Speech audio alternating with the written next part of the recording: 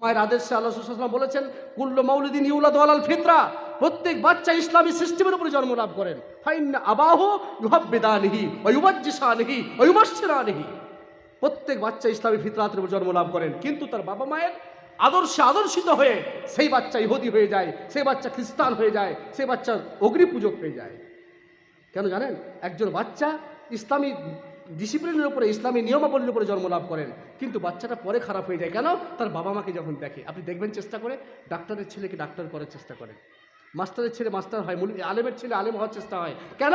সে বাবা মাকে ফলো করে। আপনি সন্তান, আপনি রেগে গেলেন, বলে দিলেন না, এখন আপনার বাড়িতে চেক নিয়ে এসছে মাদ্রাসার কালেকশন করতে। একটা ঘটনা শুনেছিলাম, চেক নিয়ে এসছে, তোকে বলছে, বাবু তোমার বাবা নেই বাড়িতে?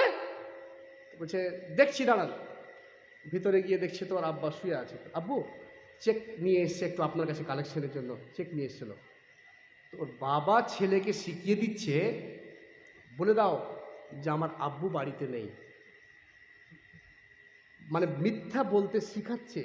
ছেলে কিন্তু মিথ্যা শিখে যাচ্ছে, যে আমার আমার আব্বু তো আমাকে বললো। আব্বু থেকে যদি মিথ্যা কথা বলে, তাহলে মিথ্যা কথা বলতে হয়।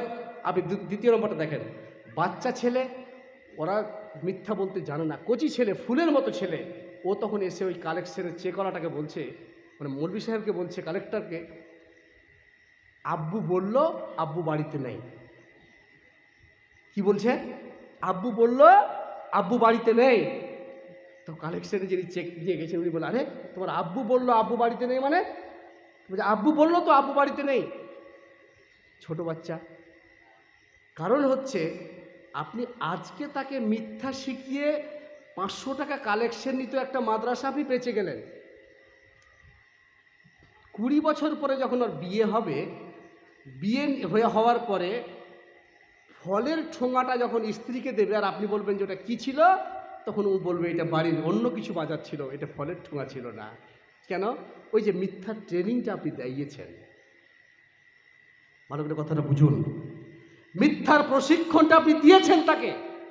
তো এই মিথ্যার প্রশিক্ষণ দেওয়ার ফল আপনাকেই ভোগ করতে হবে। বাবা মা হিসেবে আপনার নৈতিক দায়িত্ব, কর্তব্য হচ্ছে তাকে সত্যটা শেখানো। মিথ্যা বলতে নেই বাবা, আপনার কষ্ট হবে, সত্যের উপরে টিকে থাকলে আপনার অসুবিধা হবে, এটা আমরা জানি, কিন্তু তবুও আপনাকে কষ্ট করে সেটাই শেখাতে হবে। আপনি ভুল করেও তাকে মিথ্যার আশ্রয় নেওয়াতে পারবেন না। মিথ্যার আশ্রয় যদি নেওয়ান, তাহলে আপনার অসুবিধা হবে, অন্য কারো অসুবিধা নয়।